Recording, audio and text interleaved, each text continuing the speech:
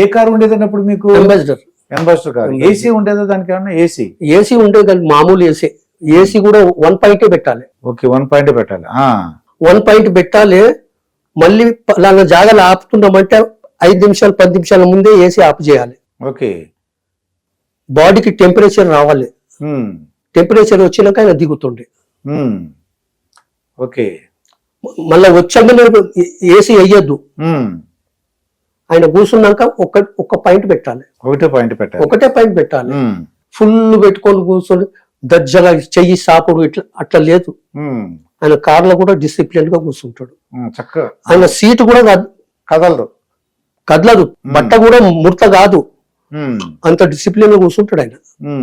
అప్పుడు ఎంత ఉండేదండి మీ జీతం, గవర్నమెంట్ జీతం? అప్పుడు 20,000 19,000 వస్తుంటాయి సార్.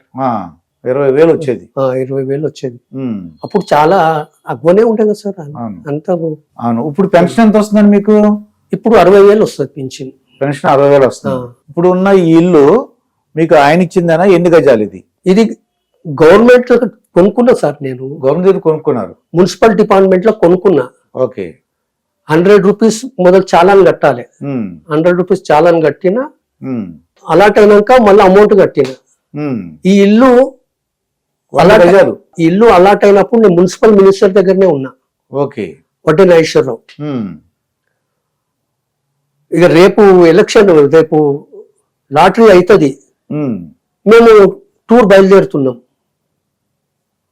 అయితే సార్ రేపు అలాట్ ఉన్నది సార్, ఇల్లు అలాట్ ఉన్నది, అది నాకు నంబరు వస్తుంది సార్ అంటే టౌన్ ప్లానర్ బద్రీ నారాయణ ఆయన ఆడనే ఉన్నాడు. బద్రీ కదా, లక్ష్మణ్ది ఏదో ఇల్లు అలాట్ అవుతుందంట చూడు, అది అలాట్ అయితే అమౌంట్ కూడా కట్టేసేయి. అప్పుడు కాంగ్రెస్ గవర్నమెంటే కానీ చాలా మంచి వాళ్ళు ఉంటారు సార్. చాలా చాలా అంటే మంచి వాళ్ళు. ఏ మాటకు తిరగలేకపోతుండే. అప్పుడు పవర్ఫుల్ ఉంటుండే, డ్రైవర్ కు పవర్ఫుల్ ఉండే, పిఏ కూడా పవర్ఫుల్లే. ఓకే. అంతా ఉంటుండే. ఇప్పుడు అంతా మూర్ఖులు అయిపోయారు. అవును. సరే అదే వెళ్ళిపోయినాం మేము. 15 రోజుల తర్వాత వచ్చిండే నేను చిరాల. ఆయన ఉండేది, ఆయన అక్కడనే కోటీశ్వరుడు సార్. అప్పుడే ఇదే రామానాయుడుకు ఫైనాన్స్ ఇస్తుండే. ఓకే. వడ్డేశ్వరరావు రామానాయుడుకు ఫైనాన్స్ ఇస్తుండే. అది అప్పు ఇచ్చి సినిమాలు తీసుకోవాలి. ఆయన ఇండ్లే 7 ఇండ్లు చిరాల, అన్ని గణేట్ రౌతులతో కట్టిన ఇల్లు. గ్రానైట్. ఓకే. అన్ని గణేట్ రౌతులు. అక్కడికి వెళ్ళి సముద్రము 3 కిలోమీటర్లు 4 కిలోమీటర్లే ఉంటది. అవును. రోజు సాయంత్రం సముద్రం కాడికి వెళ్ళిపోతుంటుంది. ఆడ కాజు తోట ఉండే. కాజు పుష్కలంగా సార్ ఆయన. అయితే మీకు ఎలాంటి అయిపోయింది హౌస్? అలా స్టార్ట్ అయిపోయింది. నెలకి ఎంత కట్టాలండి? సంవత్సరంకు 1,325 రూపాయలు. అలా ఎన్ని సంవత్సరాలు కట్టారు? 30 సంవత్సరాలు కట్టిన. 30 సంవత్సరాలు కట్టారు. మీకు స్థలం అలాట్ అయింది? అలాట్ అయిపోయింది. ఇల్లు కూడా మీరే కట్టుకున్నాను. 100 గజాలు. అప్పుడు మొత్తం చిన్న రూమ్లే ఉండే సార్. అవును. అక్కడ ఓపెన్ ప్లేస్ ఉండే, ఇక్కడ ఓపెన్ ప్లేస్ ఉండే. ఇప్పుడు నేను కట్టుకున్నా. పెద్ద ఆయన వచ్చినాక ఇంట్లోకి వచ్చిండు, ఇల్లు చూసిండు. ఇల్లు బాగాలే. ఇంటి వచ్చారా? వచ్చిండు. ఆ ఫోటో అదే. ఇంట్లోకి వచ్చిండు, సత్యనారాయణానికి వచ్చిండు. అండ్లనే కూర్చున్నాడు. ఓకే. ఆ రూమ్ లోనే కూర్చున్నాడు, అండ్లనే తిన్నాడు, అండ్లనే మాకు బట్టలు పెట్టిండు. మా పిల్లలందరు చిన్నోళ్ళు ఉండే వాళ్ళందరు కల్పించిండు. నా బిడ్డకు నెత్తి మీద చేయి పెట్టిండు. మంచిగా చదివించు లచ్చన్న, ఏం పెట్టుకో, నేను పెళ్లి చేస్తా. ఓకే. పెళ్లి చేసే బాధ్యత నాది అనగా నేను పక్కకి నేను బోర్డు నువ్వేం చేసేది అనేసిండు లక్ష్మీభారతి గారు. నేనమ్మని తీసుకురావద్దన్నా, తీసుకొచ్చిండు. వచ్చేసింది ఆమె, వచ్చేసింది. గమ్మున కూర్చో. ఆ పిల్లలంతా చిన్నోళ్ళు అప్పుడు. 2 కాళ్ళు మొక్కిర్రు. వాళ్ళు నాకు బట్టలు పెట్టిరు, నేను ఆయనకు బట్టలు పెట్టిన. మరి కారు స్పీడ్గా వెళ్తాం, స్లోగా వెళ్ళాడు, గట్టిగా స్పీడ్గా వెళ్ళకూడదు అలా ఎప్పుడేం చెప్పేవారు మీకు? ఒక్క మాట అనకపోతుండే సార్. వాళ్ళ తమ్ముడు త్రివిక్రమరావు, తమ్ముడు తమ్ముడు అని పిలుస్తాడు.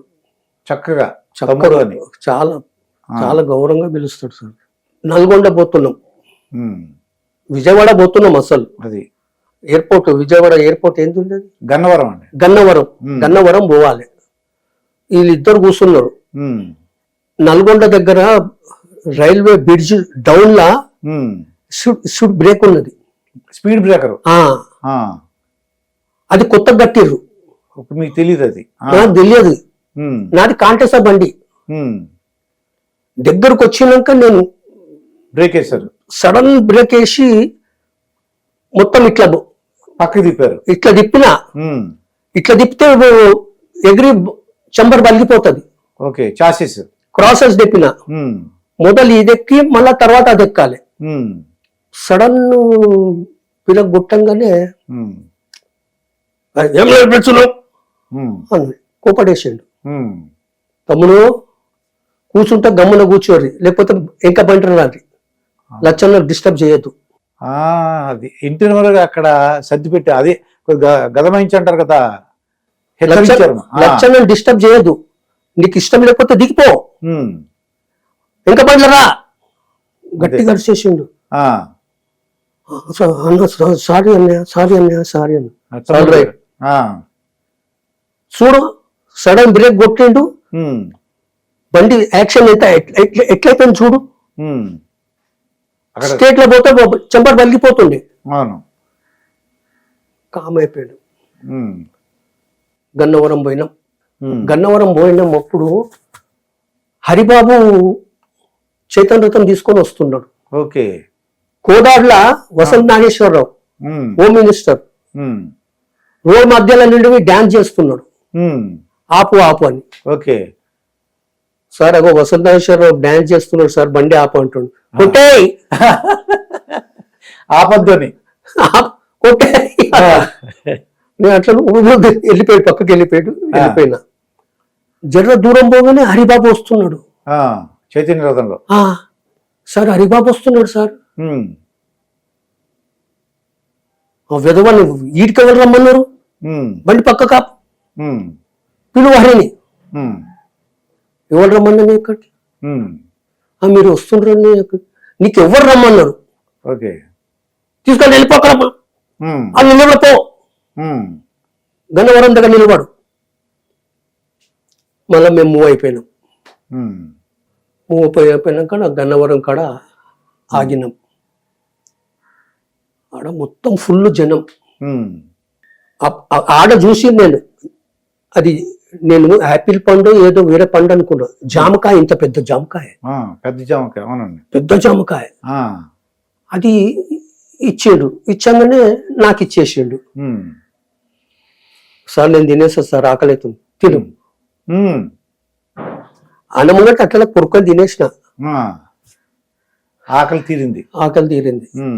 గన్నవరం పోయినాం. లక్షణ మీరు వెళ్తారా? నేను గెస్ట్ హౌస్ పోయి పండుకొని మబ్బుల 3ంటికి బయలుదేరుతా సార్. ఓకే, నేను చెప్పాలి, నేను చూసుకుంటా సార్. గెస్ట్ హౌస్ పోయినాం, సర్కిట్ గెస్ట్ హౌస్. ఆడ పోగానే మనిషి వచ్చిండు, తహసీల్దార్ వచ్చిండు, భోజనం అరేంజ్ చేసినాం. మేము మబ్బుల 3 గంటలకు పోతాం సార్. బండ్ల పెట్రోల్ పోవాలి. ఆ 3 బండ్లకు 3 పెట్రోల్ పోవాలి. 3 బండ్లు తీసుకొచ్చి పెట్రోల్ పోసేసిండు. భోజనం తిన్నాం. మబ్బుల 3 గంటలకు లేచి వెళ్ళిపోయినాం. ఇప్పుడు చీఫ్ మినిస్టర్ వస్తున్నాం అనుకోండి, మొత్తం ఒక 6 గంటల సేపు ట్రాఫిక్ ఆపుతారండి. ఆపే ప్రసక్తే లేదు సార్. ఆపుకో. ఎవరు ఆపమన్నారు? బండి ఆపేస్తాడు. 5 నిమిషాల ముందు, 2 నిమిషాల ముందు ఆపాలి, అంతే.